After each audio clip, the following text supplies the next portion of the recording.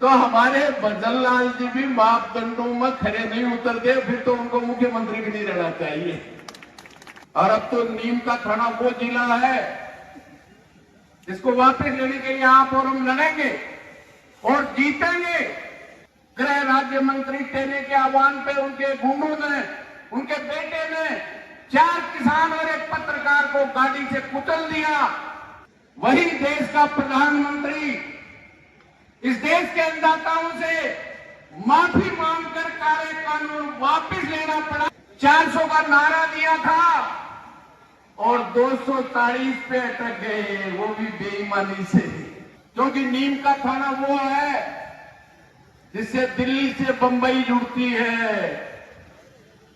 मोदी साहब के बड़े बड़े यार हैं, उनका माल इसी रेल से जाता है। हुड्डा जी का में जब से आदेश निकला है लगातार लड़ रहे हैं। इसके लिए मैं आप सबका हृदय से आभार व्यक्त करता हूं, आपको सैल्यूट करता हूं आपकी लड़ाई, क्योंकि संघर्ष से ही अन्यायपूर्ण निर्णय बदले जाते हैं। और ये तो भजनलाल ने किया है। अभी हुड्डा जी कह रहे थे वो ऐसे मुख्यमंत्री हैं जिस मापदंड की बात करते हैं, तो हमारे भजनलाल जी भी मापदंडों में खरे नहीं उतरते, फिर तो उनको मुख्यमंत्री भी नहीं रहना चाहिए। इसलिए लड़ाई न्याय के लिए है। और इस सरकार ने जो तीर, नीम का थाना और शेखावाटी संभाग,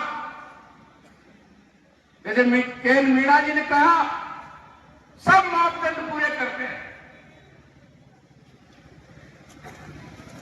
अभी इन जिलों की बात नहीं है। पूर्ववर्ती सरकार में यही भारतीय जनता पार्टी ने प्रतापगढ़ जिला बढ़ाया। वो नीम का थाना जिले से आता है।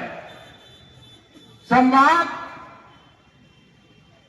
मारवाड़ का संभाग, मेवाड़ का संभाग, सब संभाग है। तो शेखावाटी का संभाग बन गया तो गुना क्या हो गया? तो शेखावाटी सबसे ज्यादा शहादत देती है, सैनिक देती है, व्यापारी देती है, तो उसका हक, दिया हुआ हक छीनना किसी भी तरह से न्याय संगत नहीं। और अब तो नीम का थाना वो जिला है जिसको वापस लेने के लिए आप और हम लड़ेंगे और जीतेंगे। ये तो छोड़ दे इसकी बात, भजनलाल कान खोल के सुन ले।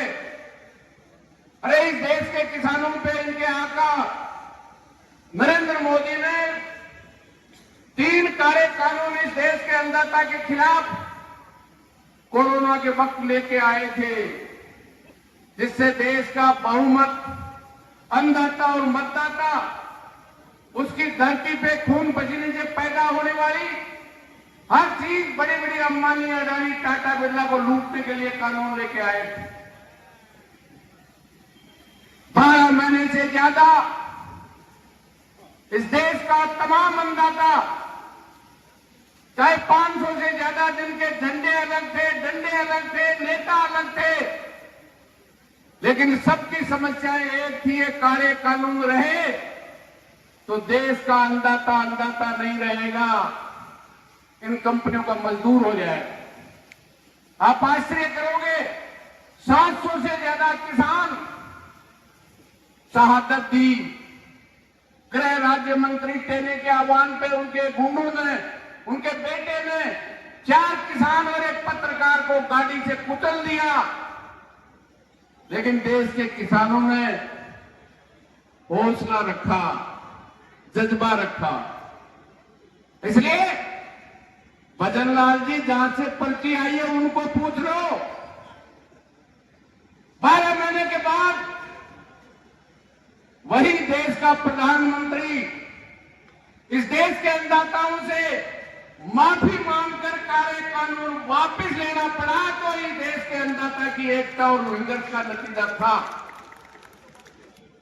बड़े बड़ी सरकारों को झुकाई है जनता ने, और उस भारतीय जनता पार्टी के प्रधानमंत्री को वापस लेने पड़े, जिनको 543 में से 303 सांसद उनके थे अकेली भारतीय जनता पार्टी के, और उन किसानों से पंगा लिया, देश के अन्नदाता से 400 का नारा दिया था और 240 पे अटक गए, वो भी बेईमानी से 272 नहीं आए। ये जिनको राज का गुमान है, ये आंदोलन से वोट की मार समझते हैं। बाकी आप कितनी गालियां दो, कितना इनका काला मुंह कर दो, अगर इनको वोट दे दिया तो फिर समझ में नहीं आता। इसलिए निश्चित रूप से संघर्ष ही एकमात्र रास्ता है, और संघर्ष निश्चित रूप से जवानों का जोश भी चाहिए और अनुशासन भी चाहिए। और वो संघर्ष समिति जो लगातार इस अन्यायपूर्ण राजस्थान की सरकार के निर्णय के खिलाफ आप लड़ रहे हैं, वो संघर्ष समिति जो भी आदेश दे, क्योंकि नीम का थाना वो है जिससे दिल्ली से बंबई जुड़ती है। मोदी साहब के बड़े बड़े यार हैं, उनका माल इसी रेल से जाता है। और मोदी जी जिस राजधानी में रहते हैं, हर निर्माण कार्य इस नीम का थाना की ग्रिड से बनता है, उसके अलावा नहीं बनता है। अभी विधानसभा भी चलेगी, लोकसभा भी चलेगी। जो इस अन्याय के खिलाफ न्याय के साथ है, वो लड़ेंगे। आप सबकी भावनाओं को विधानसभा और लोकसभा में भी रखेंगे। आप सड़कों पे लड़ेंगे और हम विधानसभा और लोकसभा के अन्याय के खिलाफ लड़ेंगे। निश्चित रूप से वापिस होंगे। जब कानून बने हुए वापिस हो सकते हैं, तो ये तो कानून नहीं ऑर्डर से बने थे, ऑर्डर से निरस्त हुए हैं। हुड्डा जी का मैं बंबू ठोकता ही वो तो आदेश निकल जाएगा, लेकिन बंबू अनुशासन के साथ, अपनी मर्जी से नहीं। मैंने तो बहुत आंदोलन किए हैं,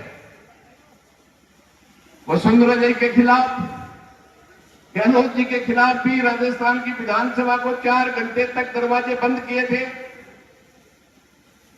चाहे कर्जा माफी का सवाल, 163 की वसुंधरा, एक भी विधायक अमराराम भी नहीं था। 10 दिन की तपस्या के बाद